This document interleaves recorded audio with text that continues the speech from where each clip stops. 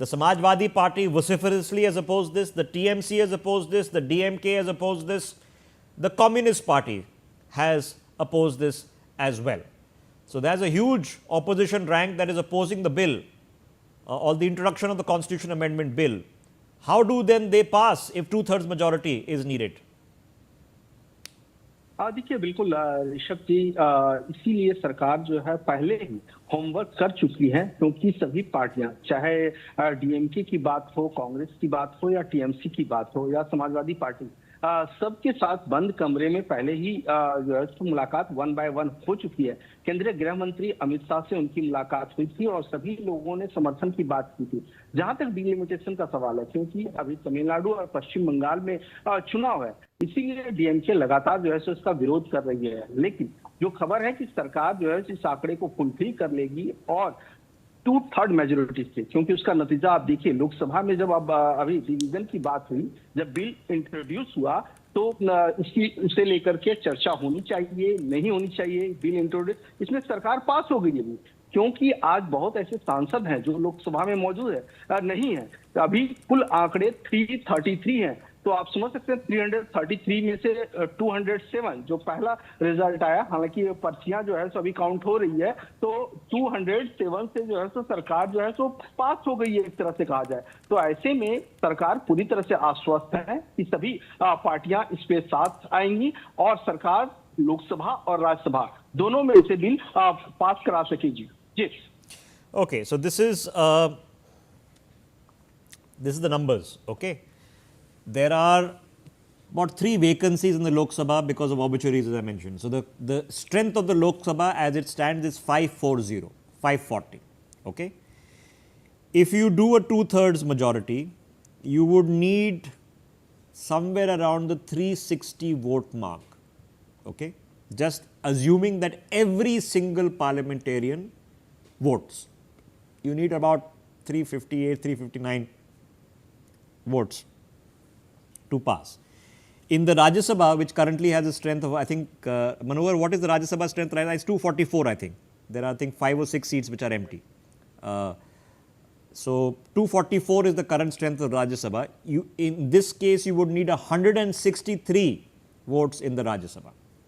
Okay?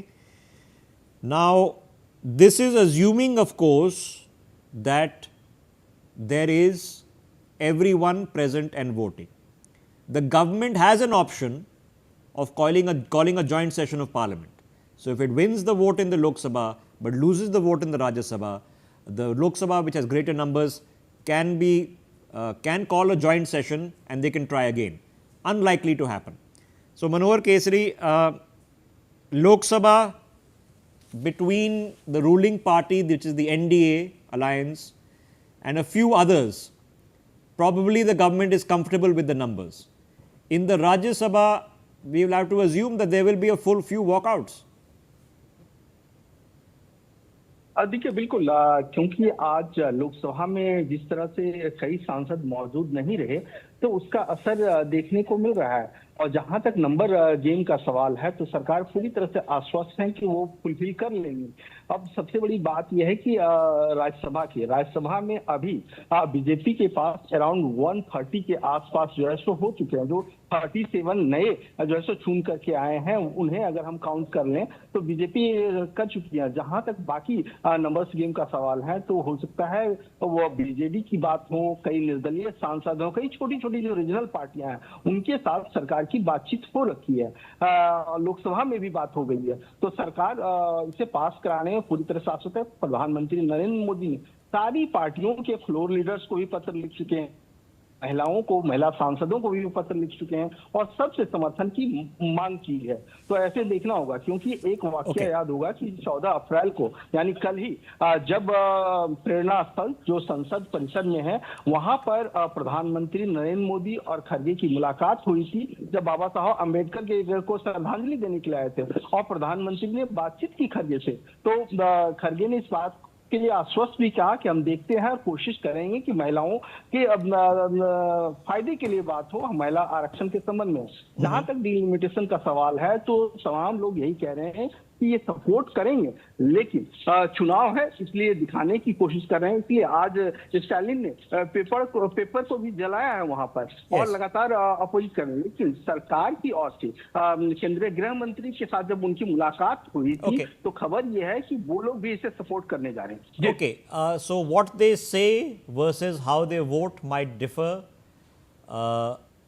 What they say versus whether they stay to vote. The standard operating procedure for a political party that can't support a government but yet can't oppose the bill is to just leave. They walk out, okay, thereby reducing the strength of the House. So, the NDA as it stands in the Lok Sabha is short by about 70 votes. They have about 300 to 290 something, 293, and you'll need around that 360 mark. So you're short by about 67 votes, which is you'll need from outside the NDA. Now a lot of the opposition parties will have you believe, no, the TDP, how will Chandrababu support this? You know, south states, there is no impact on the southern states. If there are 40 seats in Puducherry and Tamil Nadu, which are 39 of them are going to elections very short in a state in 2029, that 40 will become 60.